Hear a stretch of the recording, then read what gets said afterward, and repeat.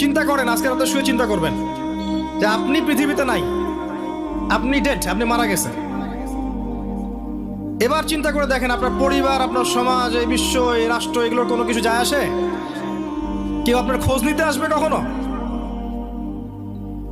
আপনি মারা যাওয়ার পরে কেউ দেখতে আসবে আপনার কবরে আপনি কেমন আছেন? কাদের পিছনে জীবনটা নষ্ট করছেন? কিসের পিছনে জীবন নষ্ট করছেন? যে আল্লাহ আপনাকে আপনার শরীরে রক্ত দিয়েছেন, মাংস দিয়েছেন, ঘাম দিয়েছেন, শক্তি দিয়েছেন, সামর্থ্য দিয়েছেন, হায়াত দিয়েছেন, রিজিক দিয়েছেন, আল্লাহর জন্য কি করলেন আজ পর্যন্ত? তার রাসূল সাল্লাল্লাহু আলাইহি ওয়াসাল্লামের দ্বীনের জন্য কি করলেন আজ পর্যন্ত?